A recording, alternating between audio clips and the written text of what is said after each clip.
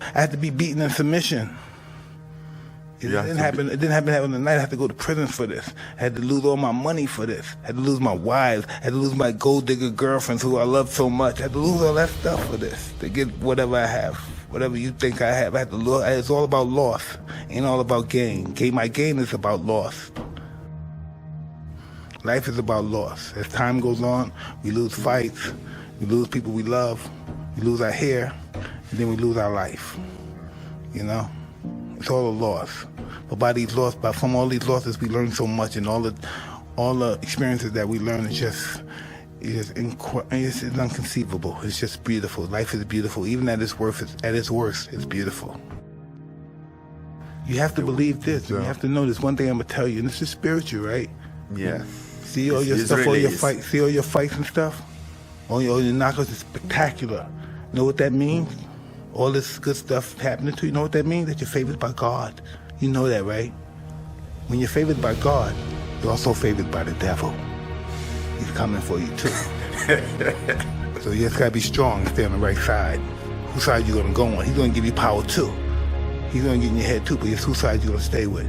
You stay with who brought you here. You go home with the guy that brought you to the dance. You know? Just remember, God loves you, so does He. He's after you too. It's a war. You gotta really believe that. If you don't believe it, you'll find out.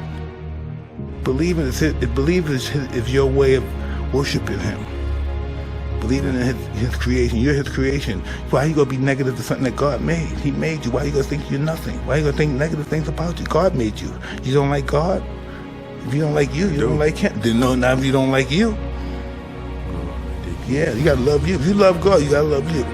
You're God's creation. So if you disrespect yourself and set yourself up, what's that word? Sabotage yourself. You're disrespecting God. I had to find out late in life. All I was doing was disrespecting God. I wasn't disrespecting myself. I'm God's creation. I'm disrespecting Him. You have your ego. You have to believe in yourself. You have you have to believe that you're here for a purpose, to enrich the world. No, you have to believe this deep down. This is why I'm born. This is why you're crossing me. This is why you're crossing. Why do you think you're here? You think you're here by osmosis? This is just, you're lucky, and this is the break that you had in your life, and you and me are crossing. Because that's what you want. That's what you wanted, right? Oh yeah. And that's what happened.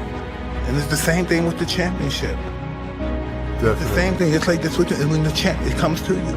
Your destiny is in your mouth, in your mind. Well, you're the prize. You're the champ. You're the best fighter of God's creation. You gotta believe that you're the best fighter since the beginning of the dawns. You know, you have to believe that. Oh, yeah, I know it's laughing, but you have to believe it. Yeah. You have to believe it, because if you don't believe it, you won't be that person. And you're on that road to try to be that person. So even though it's embarrassing, why are you on this road? This road is to be the greatest fighter in the history of the world. That's what the road is for. Doubt is not gonna work. No doubt. Doubt should be eliminated. You should be a doubt annihilator. You should be an annihilator of doubt. You kill people in the ring, you should kill doubt in your mind and in your soul and your heart. Kill it. It's dead. Fight it every day, because it's going to be hard. It's not going anywhere. You're going to try throw as many negative thoughts at you as possible. And you got to throw as many and triple the positive thoughts. Whatever, those 3 of them, throw 16 back at them. How much you love yourself and how great you are. And how you love God for your hands and your feet and your legs and your skin and your movements and everything. Thank you. Your gratitude. For your life. Yes.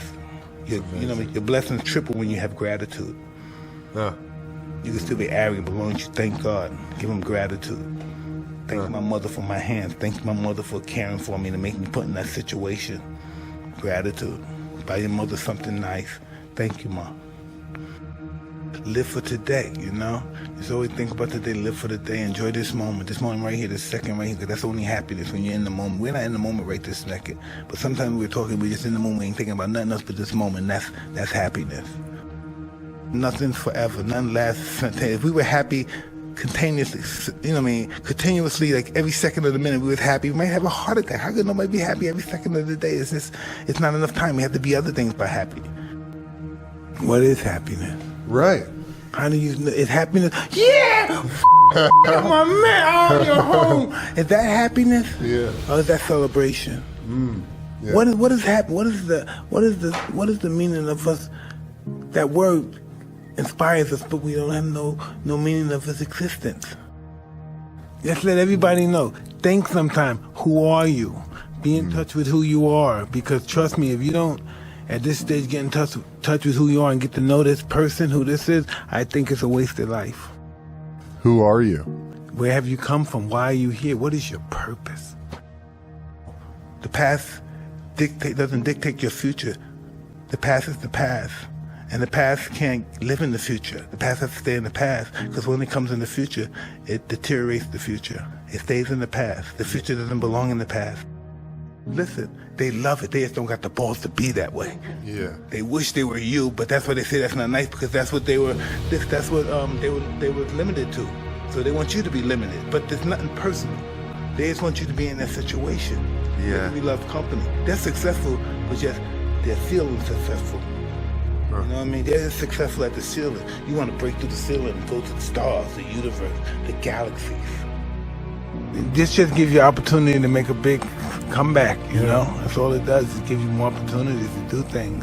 When you think things that happen and they're bad and they could never be erased and stuff, you know, you get a chance to do what you want in life, erase that and clean yourself up, you know? Once you receive that level of confidence, you know what I mean, and it's practiced properly, it will surpass a genius. There's nothing more supreme than confidence. Confidence breeds success, and success breeds confidence. Applied properly, you're inconquerable. Yeah. Greatness, you're on the road to greatness. Don't be afraid of it. Greatness is scary. That's why a lot of great people don't make greatness, because they're afraid of it. You gotta grasp it and say it's mine, but ordained by God. You have to believe it. Don't have to tell nobody, just believe it. It's not smart. It's the ultimate way. It's the only way. You don't have to be smart, just to know just to do it and it's gonna work. You only gotta stick with what's work. You know what's not gonna work. When I was a little kid, and I used to be like 14, 13, I used to read about the old legendary fight, but the ones that interested me the most were the guys that got beat in the first fight they ever had, or the third fight they ever had, got knocked out cold, humiliated, and they came back, trained and kept coming back. Yeah. And kept coming back and kept winning and kept winning. They lost another fight, kept winning, never gave up. Yeah. Never became discouraged. And then one day, they got a chance to fight for the title. Boom! Knocked the champion out, another champion. Boom. Imagine they would have gave up and got discouraged when they lost, they got beat, they got knocked out. And then once they became champion, they became champions for long runs. Broke their history books and record books and stuff, but they never gave up. You know how easy it was to give up being knocked out, humiliated in front of people, but they stuck to it. Those are the guys I really admired back then, because they showed that you don't have to be perfect. You could have flaws and still do sensational things that nobody else could, duplicate.